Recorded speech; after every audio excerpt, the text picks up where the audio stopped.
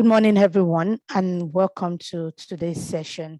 Hope we've been having a wonderful week, and we've been enjoying going into the e-learning platform to do one or two things, to do our assignment, to look at the PPTs, to look at the training manual, and to watch the videos. And today we continue on our week 2 training session on sustainable biodiversity management. And I welcome everyone to today's session, and hope we're going to have a wonderful time today. Permit me to quickly run through the agenda for today.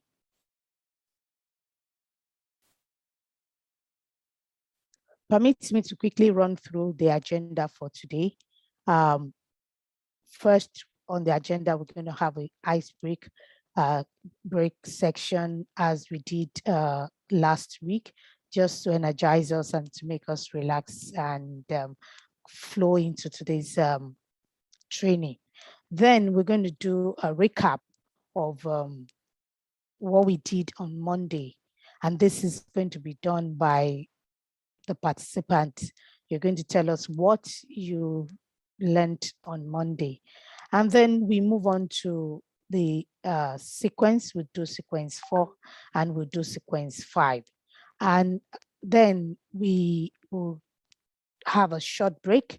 And after the short break, we're going to go into a breakout session. And in this breakout session, we're going to have 4 groups. We're going to look at the effect of fertilizer use on water ecosystem. We're going to look at the effect of deep tilling on soil ecosystem. We're going to look at the effect of mechanized harvest on hair ecosystem. And then we'll look at the effect of herbicide or pesticide on farm ecosystem. After this breakout session, like we did last week, one person will present their findings or what they have discussed to everybody, and then we will both all discuss and put in our feedback. And then lastly, there will be room for question and answer, and if there's any need for any clarification, we do that. And then we also have, we navigate through the module 2 for us to recap and know that what we need to do. So these are what other things we have for today, and hopefully we'll be able to cover everything very well. Please permit me to stop sharing my screen so that we can go into the ice-breaking session.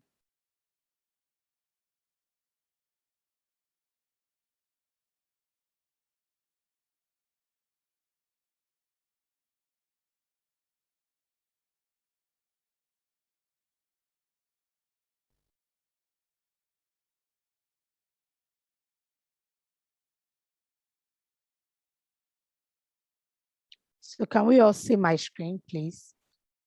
Yes. Okay, so today's ice-breaking session. Sam's mother had 4 children in all. The first one was named May. The second and third were called June and July, respectively. What was the 4th child's name? Mr. Mickey. I think it's Sam, yeah, because it's Sam's mother. Yeah. She was able to say it immediately. Because it's Sam's mother, and I know that Chido is the mother, so it was easy for her to just say it. Yes. Okay. So the second and the third were called June and July, respectively. And so July, after July, we're going to have August as the 4th child's name. Thank you, Madam Chido. Yes, that's the quality of a mother, you know, the way we jump into issues, the way we are quickly to solve issues for our children. That's the ability God has given to us. Thank you so much for that quick response. So with that, we move on to today's agenda, and then I will hand over to Ayo to take us through today's lessons. So permit me to stop sharing my screen. Over to you, Ayo. All right, wonderful morning to you all again. So I want to allow me for the ice break. It seems everybody got it very quickly. This unlike the other one we had on Monday. So yes, we'll be going to what we have for today, and I will have us to do a recap. So I will have us to do a recapping sense that what one or two things we learned on Monday, what we gained, and how we intend to practice what we learned. And that will not take us more than 10 minutes at most. So, we learned 1, 2, 3 things. There are 3 objectives we covered on Monday, and just tell me what you have learned so far. So I will start from Mikias. Mikias, would like to go first? Yeah, I think in general, we were seeing about biodiversity specifically on Monday on what it means in terms of soil, support to the soil and the water. I think that's the main issue we have learned on the last Monday. All right, thank you very much. And over to you, Chido. Would like to tell us 1 or 2 things you learned on Monday. Okay, one important thing which I learned was about world diversity, as opposed to the domesticated biodiversity. It was very interesting to me to know more about that and the importance of each one of them in the ecosystem. All right, thank you very much, Chindo. Then over to you, Dede. We'd like to mention 1 or 2 things you got from last week, from Monday session. Is Daniel there?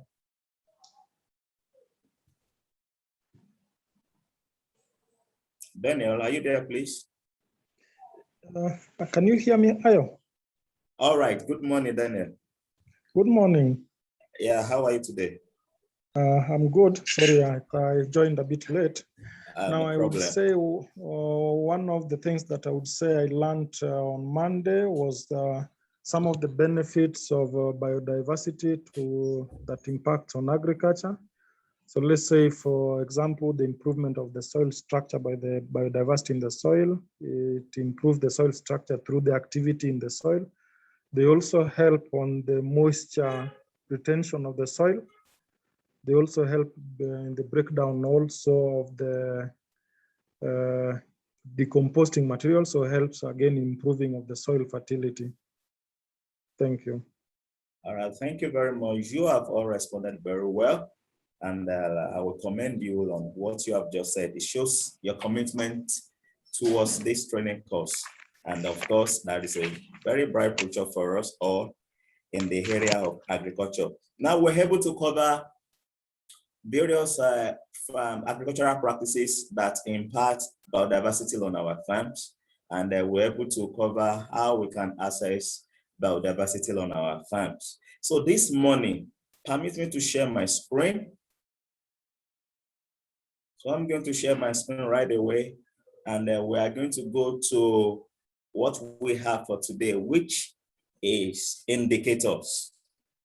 The question that comes to your mind is that indicator is familiar, but what exactly are indicators? So at the end of this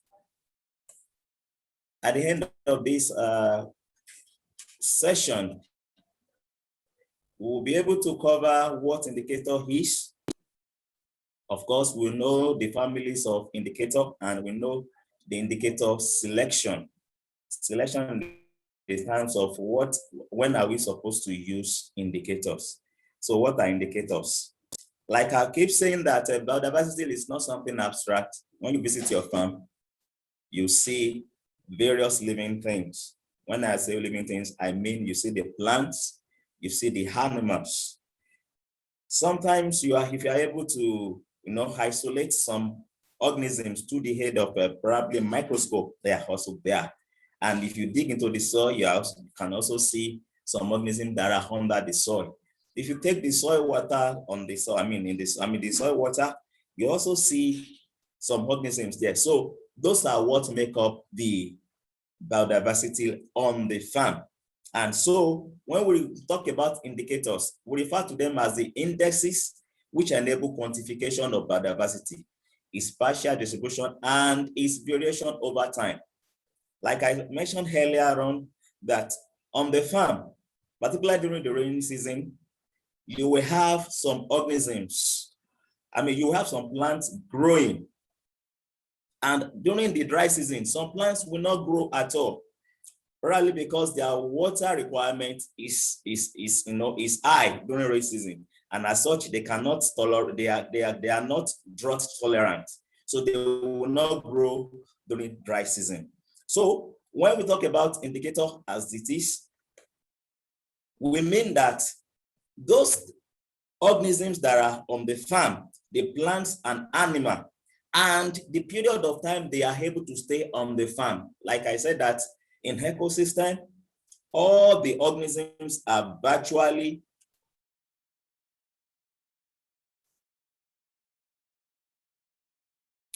like I said, in the ecosystem, all the organisms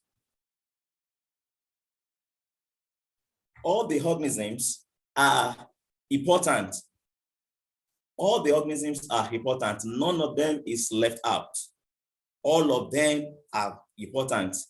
If we are talking about the bees on the farm, the bees are the one pollinating, other insects are also pollinating. The birds that come to the farm, that are still on the farm tree, they are also doing the work of pollination, they are doing transplanting, carries fruits about. The particular plants that are growing on the farm, they are also doing their work. It's just that when you don't focus on them, you might not see what they are doing in particular, but they are all doing one thing or the other, and that is what makes up the indicators on the farm. Now we move to the families of indicators. What are the families of indicators? Just bear in mind that we have domesticated biodiversity, like I've explained on Monday, and we have wild biodiversity. So in indicators for domesticated biodiversity, they enables assessment of diversity of the species and varieties of plant cultivated species and races raised.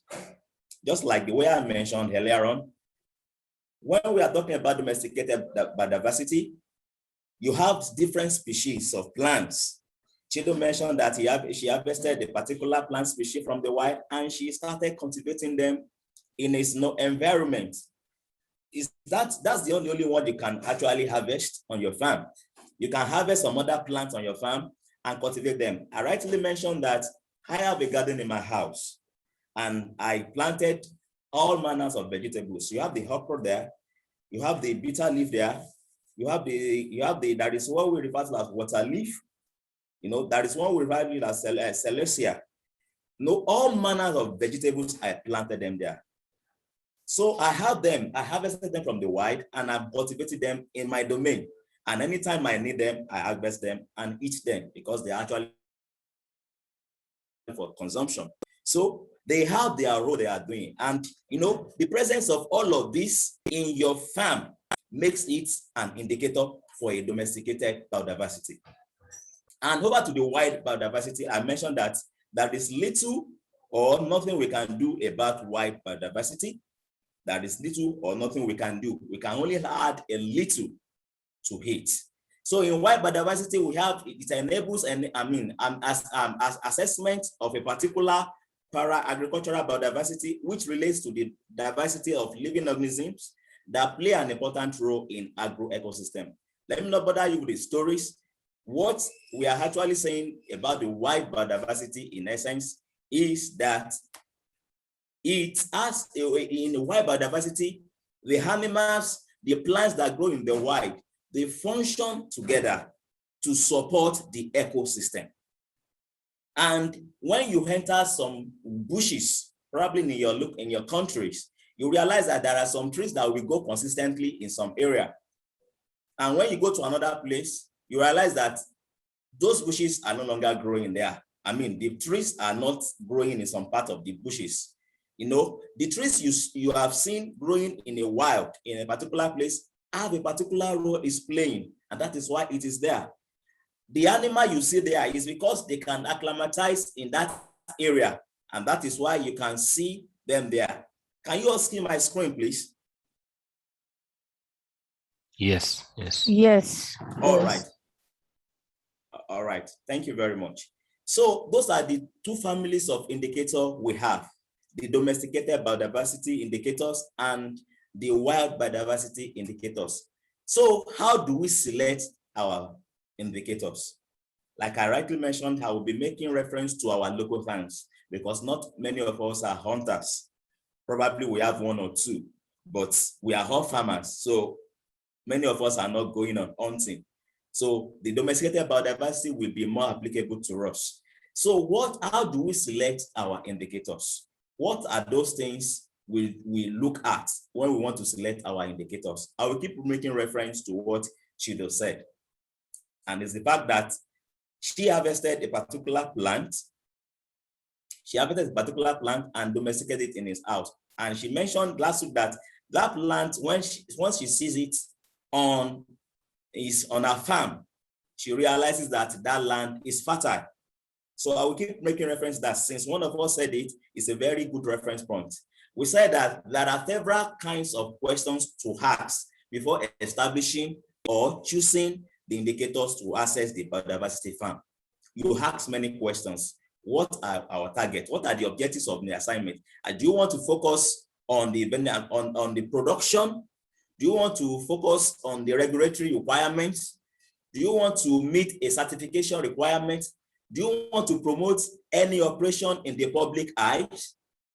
Those are the questions you ask before you select the kind of indicators you want to use. And who is my assessment intended for? Is it for farmers?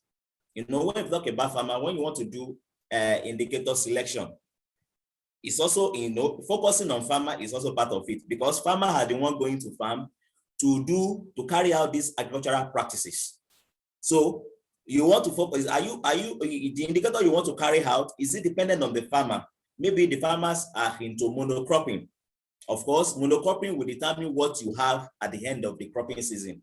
You know, monocropping is limited in its own way, and it also has disadvantages. The advantages are not too much. Is it towards the advisors? Is it towards the technicians? Allow me to mention about how farm machineries are operated on Monday. That some technicians need to be educated on how to use tractor on the farm, how to use farm machineries on the farm. You don't rush, you go gently. So because all of those things, they have impact, they have what they do on the farm. And that is why your assessments will be, you know, will be on the selected kind of it will be in such a way that you select what you want, who you are directing the assessment to. Or is it decision makers? When we talk about decision makers, I mentioned on Monday that in some places they have abolished chemical usage chemical fertilizer usage on the farm because of the adverse effect it's having on the community. We all know what chemical pesticides can do. One of such is that it destroys the ecosystem. When you target a particular weed on your farm, you use chemical herbicide to destroy the weed. The non-targeted plants are also destroyed. Even the one you will need later on, the one that needs to be growing in your farm, you know, because of the use of chemical pesticide, they are also destroyed. So you look at who are you directing who are you directing the assessment to before you choose your indicator. Also, what areas do you want to analyze on the farm site?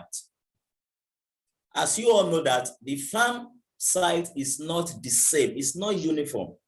If you take a careful look at your garden or your farm, you realize that some some part of the plant might be more fertile than the other due to the cause of, so because it will be as a result of many things. One of such is erosion. You know, when the land is eroded, where the topsoil are eroded to, you are bound to find that place more fertile because the nutrients coming from the up have already migrated to the downside of the farm. So of course that place will be more fertile than where the erosion is coming from.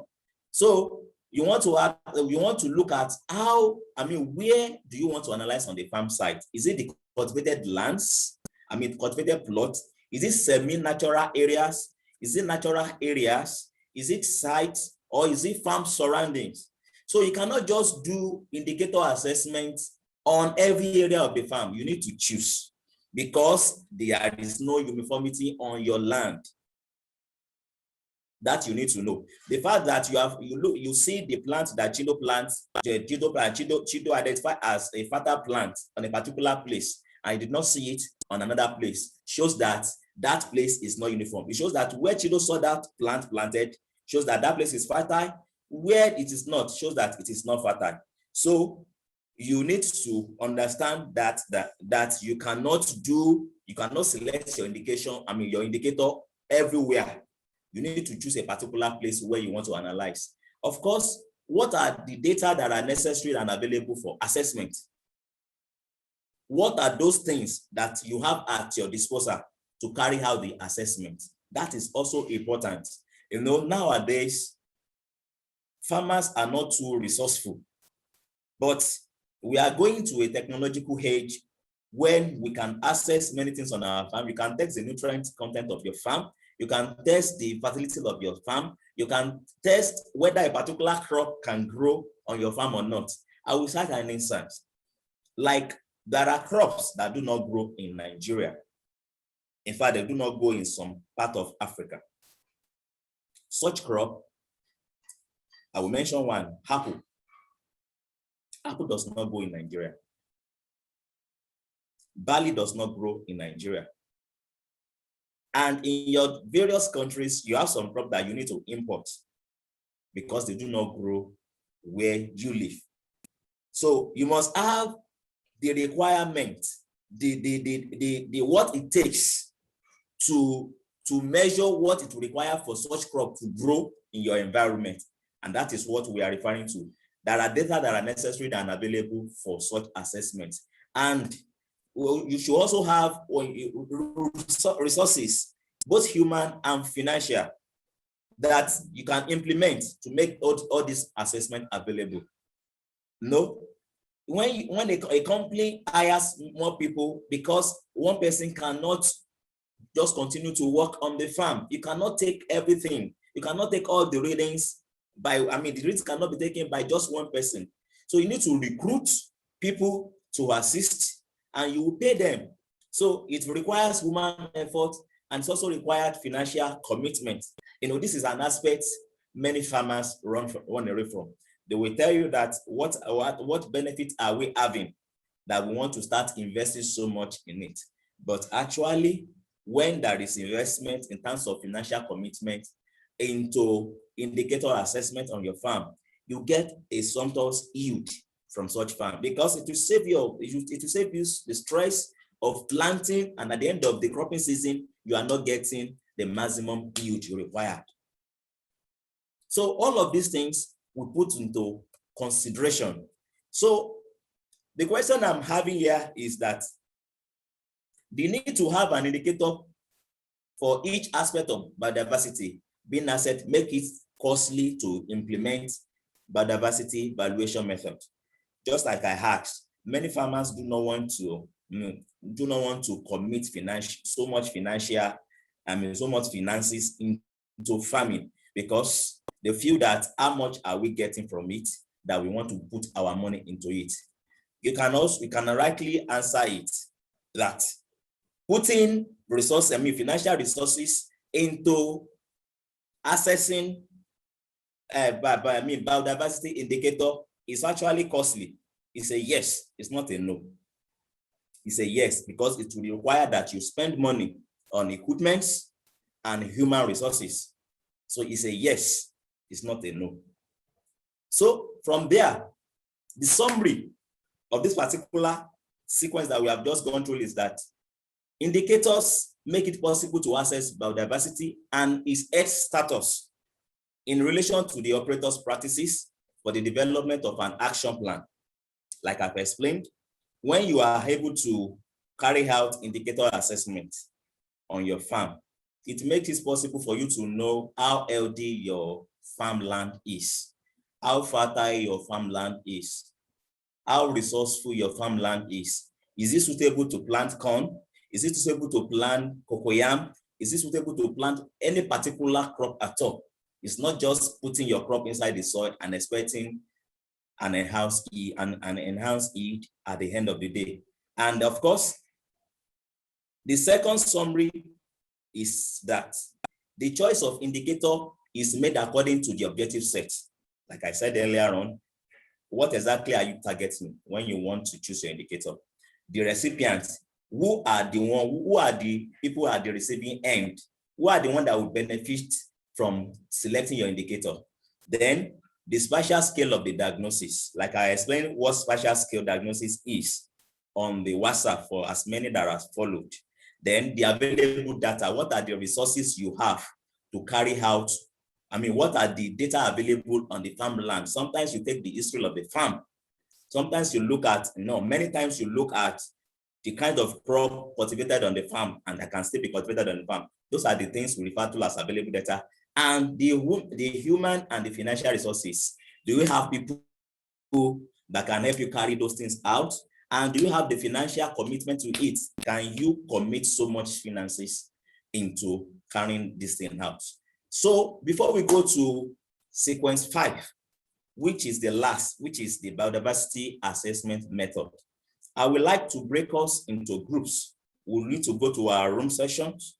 And like Olawumi mentioned earlier on, that we're going to have 4 groups. And the 4 groups are going to know once, or a group will work on the effect of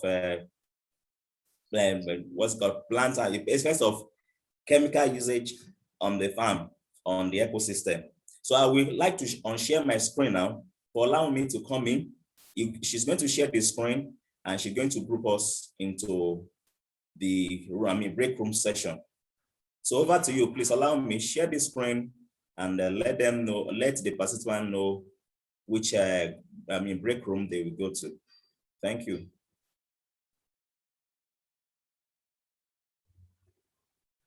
Thank you, Ayo. So I'm going to I've assigned the rooms, and I'm going to open all the rooms. And the rooms option is that it's going to close in 20 minutes. So in 20 minutes time, it's a 20 minutes discussion. The room is going to close up for us. And once I open the room, you see automatically the room that you are going into. So everybody goes to a room.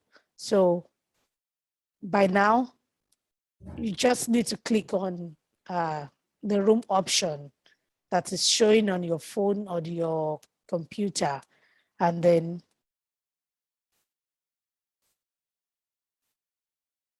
please click on it.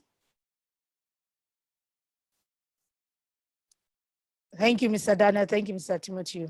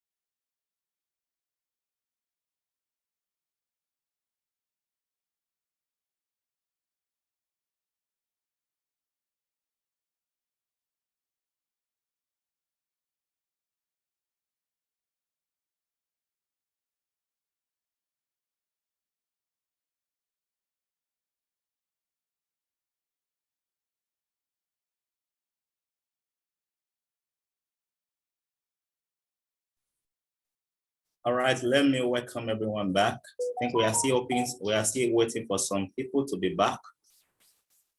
Can you hear me? Allow me? Yes, I can hear you. All right, thank you very much. The room will automatically close. Oh, Once good. it's, yeah.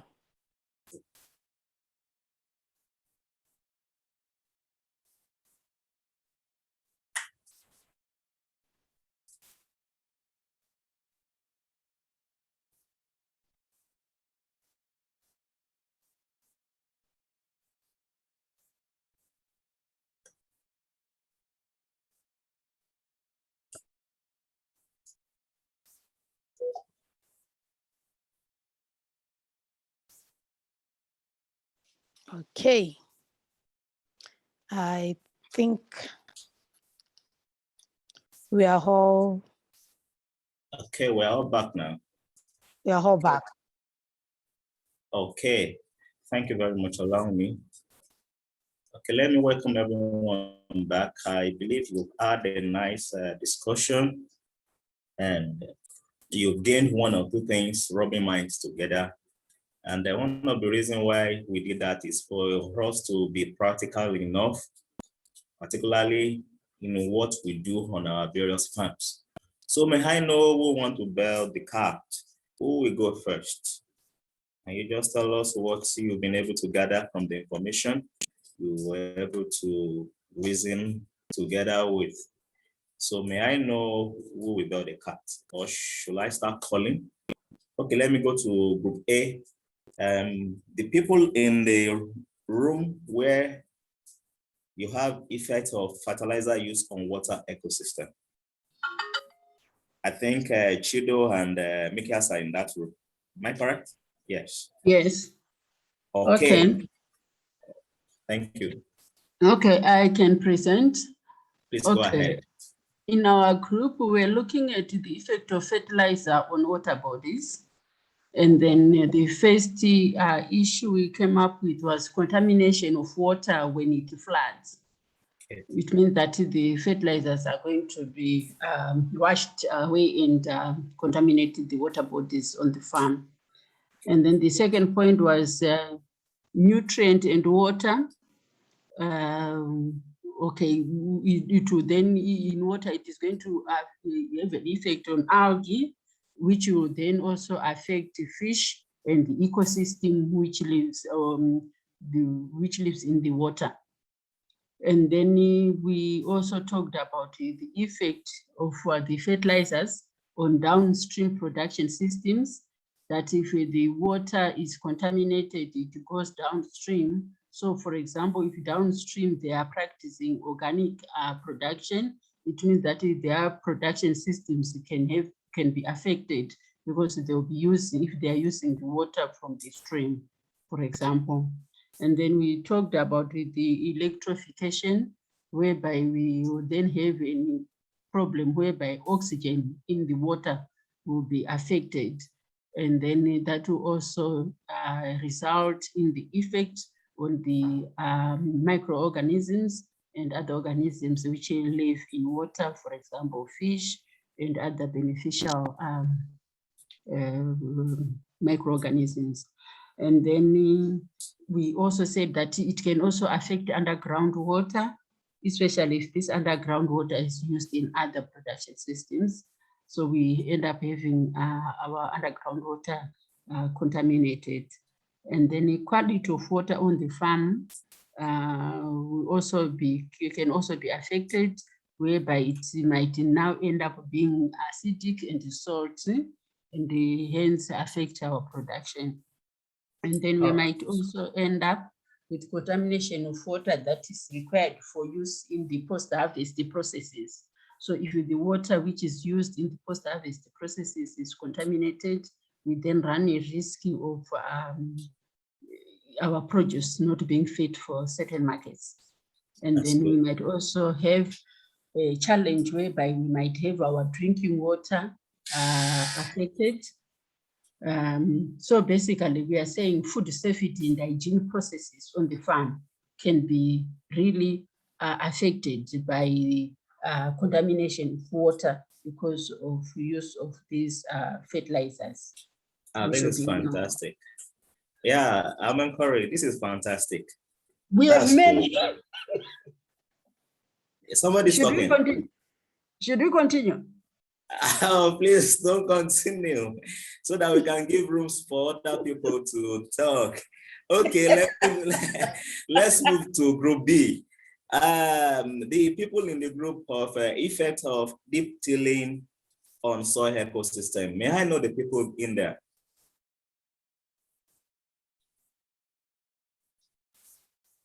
Allow me, could you please assist with the people in there?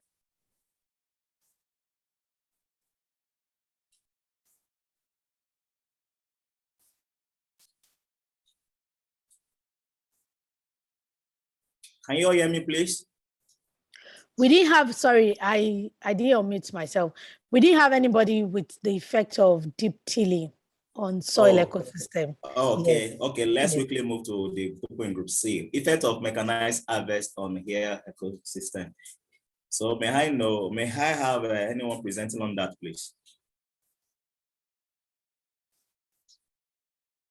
Kindly mention the people in that group, please.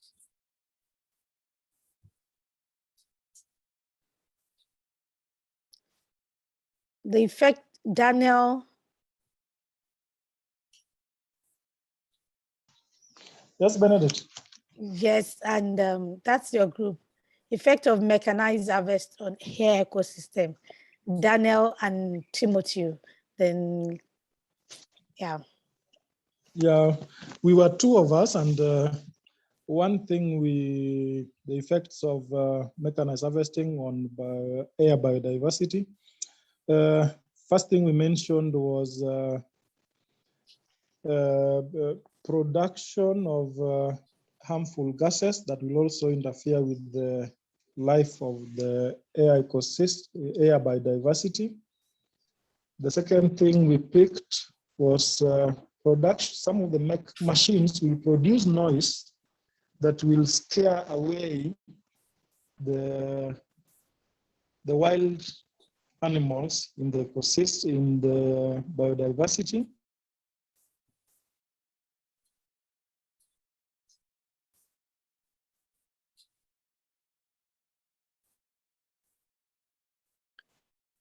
Hello, Mr. Daniel.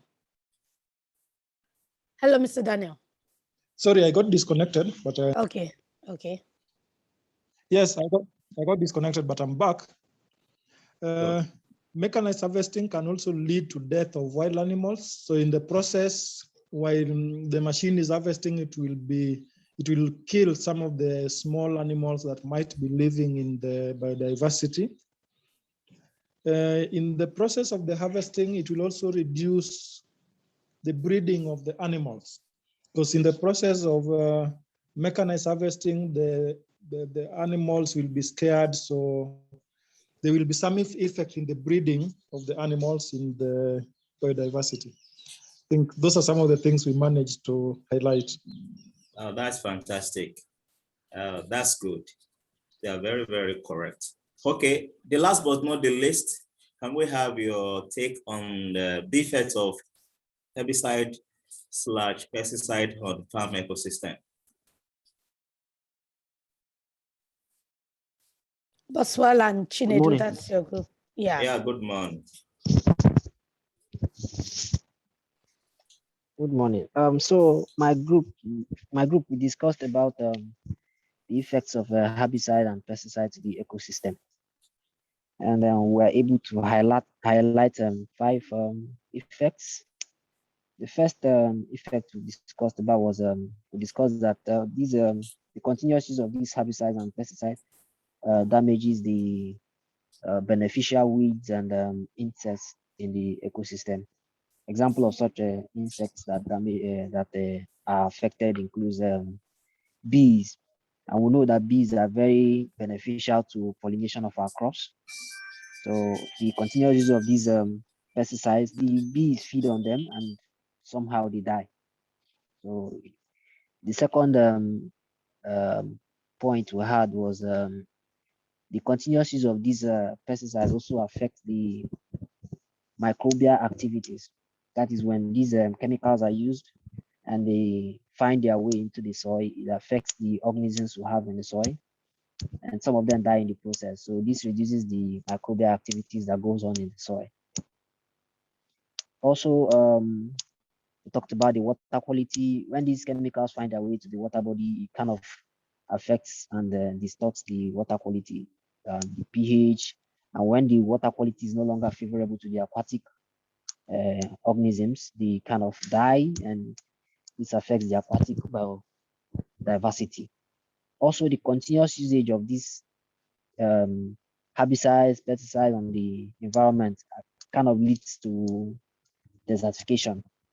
You know, when we continuously use herbicides to control weed and all that, the plants around find it difficult to grow and kind of leads to desertification. But the last is the air quality. These chemicals, some of them they are not really favorable to the air quality as well. So when the air organisms kind of breathe in these airs, it affects them. Also humans as well. So generally, these herbicides and pesticides are harmful to the environment at large. So I think that's the 5 this thing we discussed in my group. All right, that's very, very fantastic. I must commend you, applaud you for the commitment you've given so far. It's very, very laudable. Well, you've all said everything, and it's everything you said are all correct. Since we do not have break crowd session for break room for effect of deep tilling on soil ecosystem. Is allow me there, please. Allow me. Yeah, yes, please. Oh yeah, allow me rightly explain to us the effect of deep tillings on soil ecosystem. How we have this, briefly give us a discussion on that in the next 1 minute. Allow me, please. Kindly tell us more about deep tilling on, the effect of deep tilling on soil ecosystem. So one of the effects is that it destroys our soil structure. And when the soil structure is destroyed, we realize that it affects how air and water it penetrates into our soil, and that's the uptake of this with our plants. So when we overtill our soil, it could also lead to erosion. That's why you see a lot of lands when they plow, and then when it rains, there's a lot of leaching and a lot of erosion taking place because the land is not leveled back, and there's a lot of gullies also in the land. So the nutrients are being washed away because of all these gullies that are there. Then it can also lead to a lot of leaching in our soil, leaching of the nutrients that are in our soil. And also we know that from observation, when the first 2 to 3 inches are where the nutrients of the soil sits. So when you do deep tilling, you are taking the nutrients deep into the soil, where it could be very difficult for some of these plants to actually absorb it and take them for use.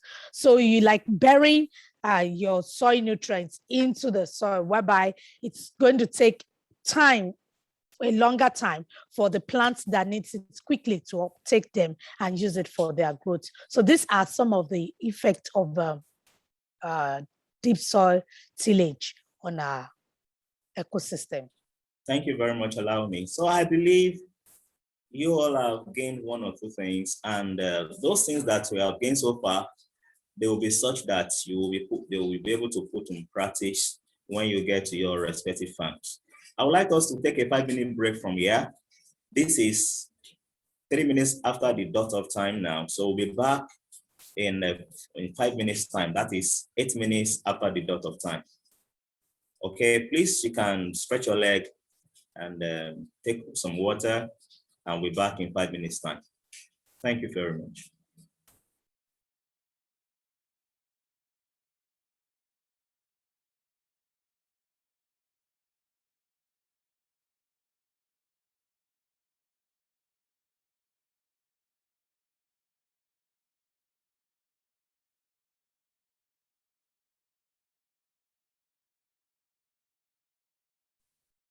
All right, let me welcome every one of you back. I believe we've been able to stretch our legs. We've been able to, have a time out and relax a little. So this is the last lap of this training session this morning. And I'm going to be taking us through biodiversity assessment methods. What are the methods we use when it comes to assessing the state of biodiversity on our farm? Can you all hear me, please? Can someone unmute and answer? Can you all hear me, please? Yes, Yes, I sir. can. Right hear. on. All right, good. Thank you very much. So like I said earlier, this is the last but not the least for today. And I'm going to take us through biodiversity assessment method. That is how we assess biodiversity status on the farm, the methods we use. So at the end of this sequence, you will know the biodiversity assessment methods and also understand how biodiversity assessment method work. So when we talk about biodiversity assessment method, we mean the diagnostic methods. Just like the doctor, we assess a patient and do some diagnostic procedure on the patient. What is wrong with you? How do we, okay, is your temperature high? Is your temperature low? And recommend. That is exactly what we are referring to. When we get to our various terms, what are the diagnostic assessments we need to carry out? Now, firstly, there is one we refer to as agro-environmental diagnostics.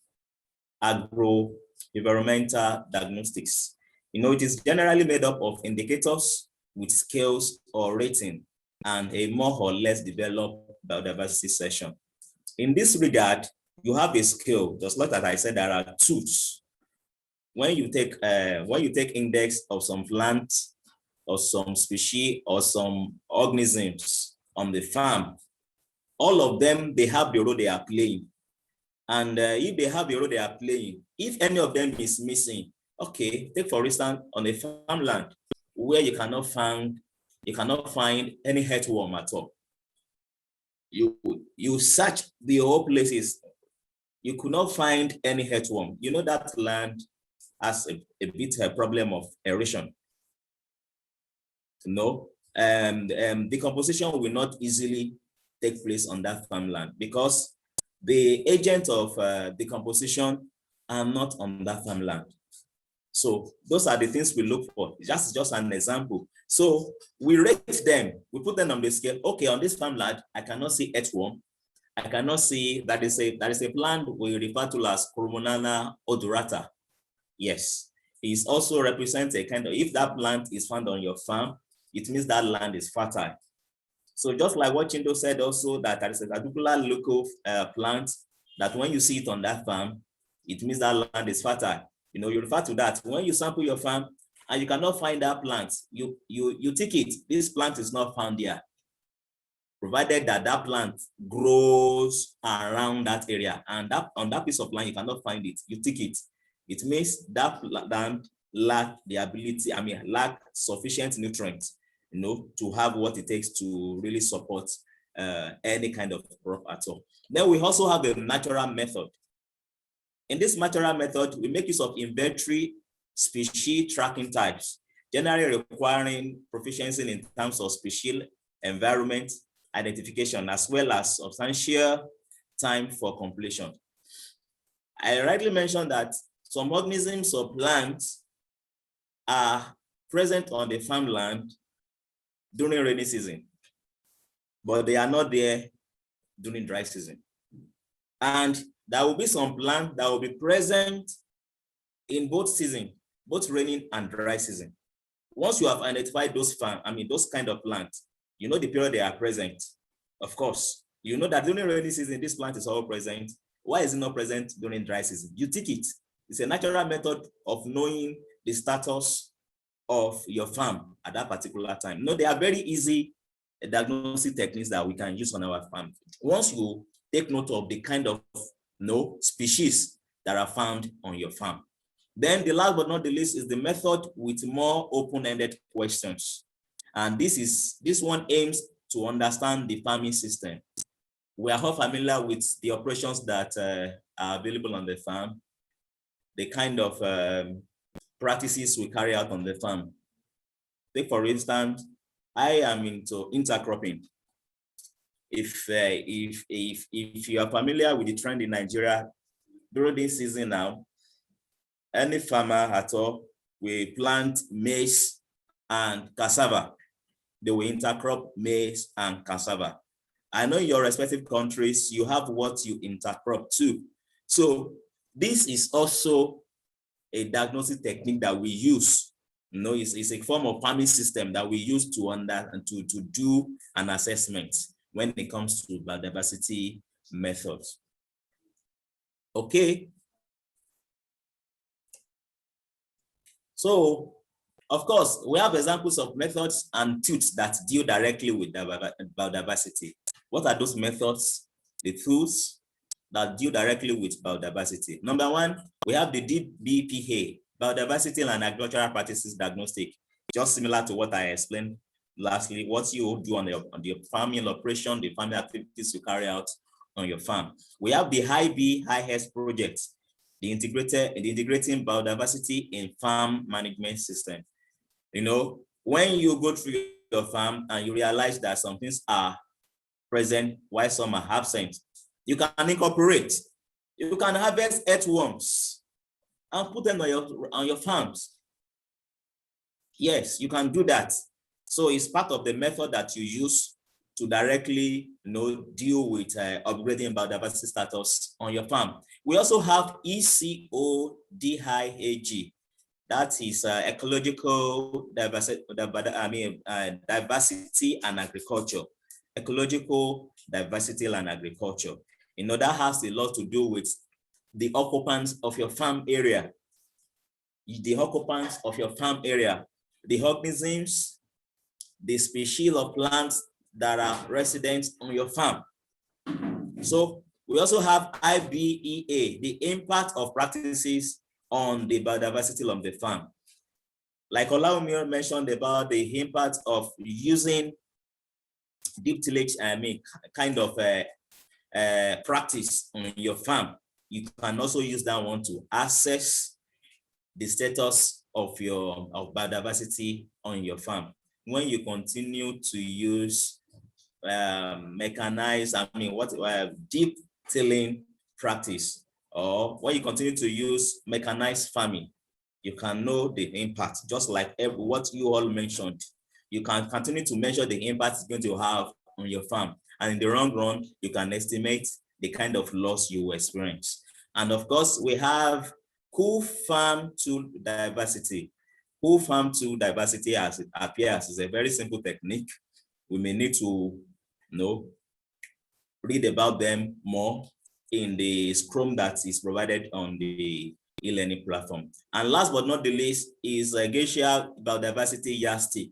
You can also read about that one. It's a kind of technique on its own that somebody designed that you can use to measure biodiversity status on your farm. So with this, we have come to the end of week 2 training course. And I want to give room for any questions at all. If you have any question that we need clarification about, please ask in the next 5 minutes before I hand over to Olawumi.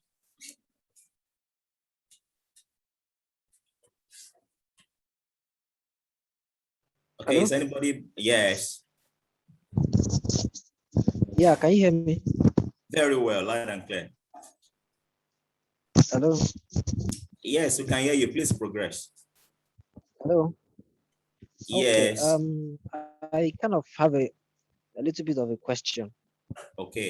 You said there are some things we find in our environment that indicates that the soil is fertile.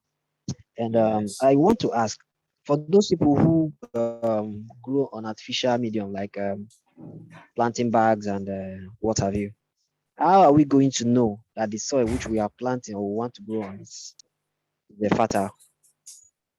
All right. Thank you very much. That's a very fantastic question. Number one is that the soil that you are using to plant, you collected it from somewhere. Is that not correct, please? So Yes, since you that's collected correct.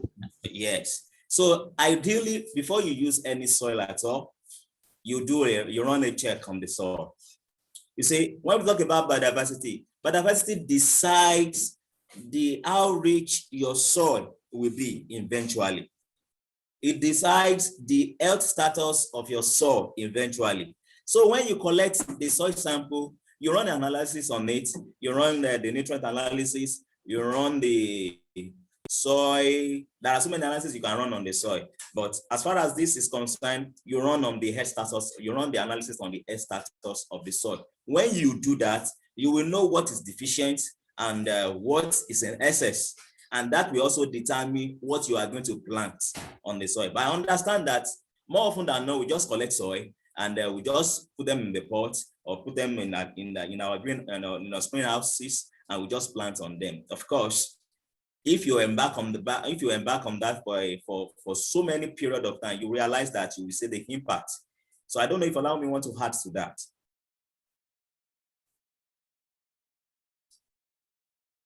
Okay, yes. Another thing that helps when you're going through, can we all hear me, please? Yes, please. Okay, is that the use of compost. Compost is a very good material that even when you do not do your soil test to know what is in the soil, the nutrients available in the soil, compost is a very good material that you can add to your growing bags or mediums, and then you can then use that to help your soil fertility. But also, there are some crops that need some macro, when you start farming, you start noticing certain indicators, you start seeing certain deficiencies and symptoms.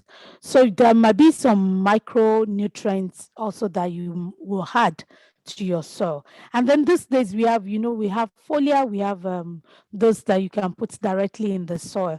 So there's a lot of combinations of different inputs that are available, that are even organic, that are available now. Those that you can put in, that you can spray directly into the leaves of the crops, and those that you can put in the growing bags. And even for those who are doing hydroponics and the likes, there are a lot of nutrients that you can put in the water that can help your plants, then the plants will absorb. So all these are really available. So one of the things is either you do soil test before, or if you're doing hydroponics, you just have to put the right nutrients for that crop, because every crop have what it's supposed to take at every stage. So also that's very important. The vegetative stage, the flowering stage, all the stages is very important. What do you add to the soil? So these are things that we need to watch for. But like I said, many of us do not even do the soil test before bagging, putting those soils into the medium. Yeah. All right, thank you, allow me. That is a very expatiated explanation to it, which I believe you've gotten one or two information. Is there any other question we want us to shed more light on, please? Is anybody talking?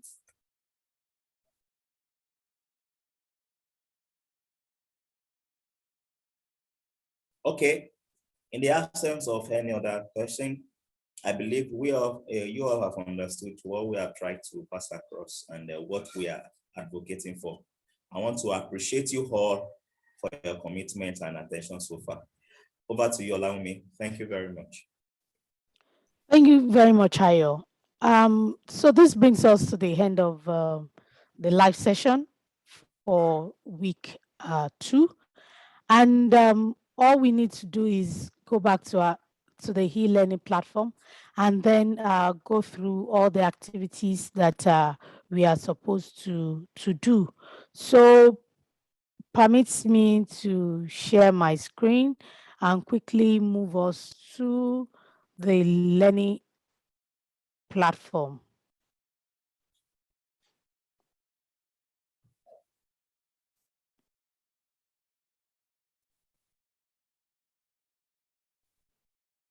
So my internet is a bit slow. It has locked me out. So you do not need to go through all this. It's locked me out. That's why I'm going back. So, but basically, those things that we need to do are our assignments. Can I know how many people that have gone through the assignment, that have started the assignment? And we know that this week we have 2 assignments this week.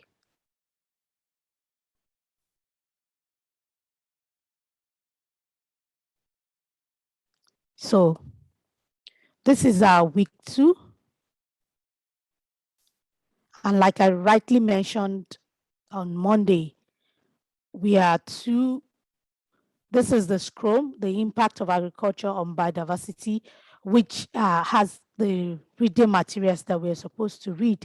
And that will help us in doing the mini quiz and also the assignment and also the test your knowledge. Then this is the PPT. Once you click on the PPT, it takes you here. Then you see this arrow pointing downwards. That's the download. You can download it and then you can read it. Then the mini quiz. Once you click on the mini quiz, it brings you here. You click on attempt. Once you attempt it, excuse me. Once you start attempting it, there are just 5 questions. Then you are done, and you are able to attempt twice. So if you see that the score that you had the first time, you don't like it, you can attempt again. But like I said, it's good to go through the Scrum, the reading material, so that it helps you to answer correctly. Then the relevant support videos.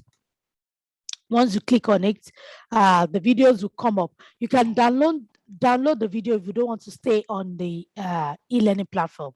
You can download it and then you watch at your own convenient time also. But there are short, very short videos that will just enhance what we have talked about throughout the week. Then we come to the exercise that we need to do. Once you click on the first one, you see my cursor exercise 2. Once you click on it, it's going to download to your device. And once it downloads to your device, you answer it. Once you answer the question, you save it on your device, and then you upload it back into the system. So the same thing we're going to do for application exercise 3.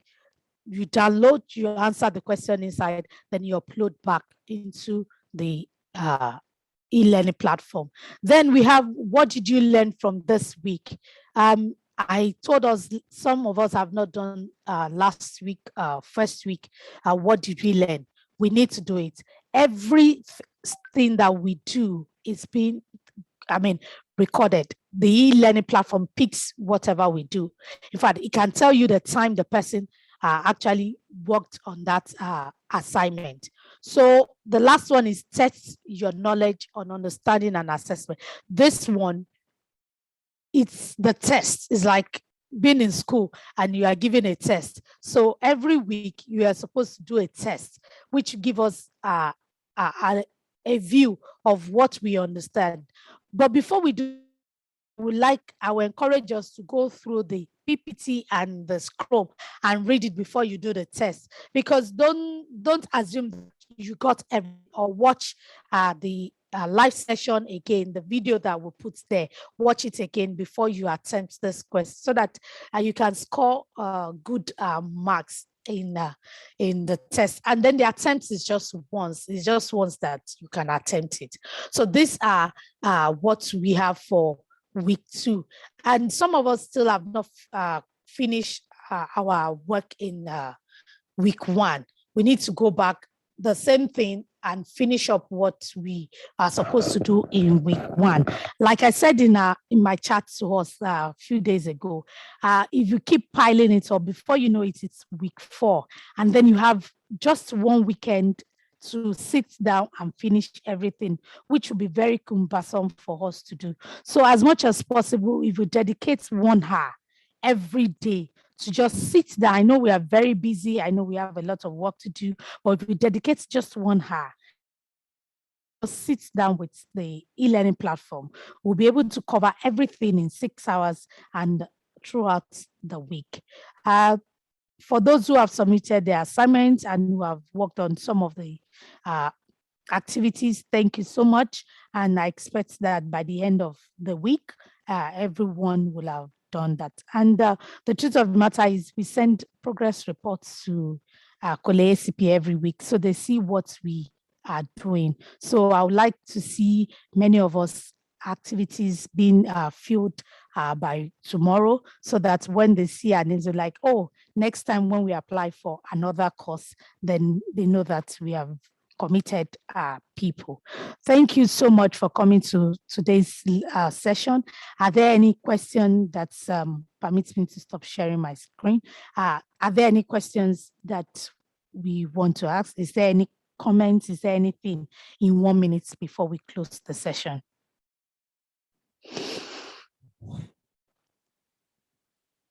You can unmute yourself if you have any question or any feedback. If you're having any challenge, you can unmute yourself and just speak to us.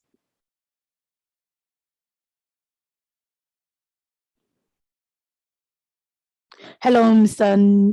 Noble. Noble, you've not talked today. So, okay. So, in view of that, we're bringing this live session to a close today. Thank you all for joining the live session today, and hopefully the link for Monday's session will be shared with us, and then we will see each other on Monday by God's grace. Thank you and have a lovely weekend ahead. Bye for now. Okay, Mr. Noble, yes, I remember you. Yeah. Bye. Bye. Bye for now. Bye. Bye. They are on the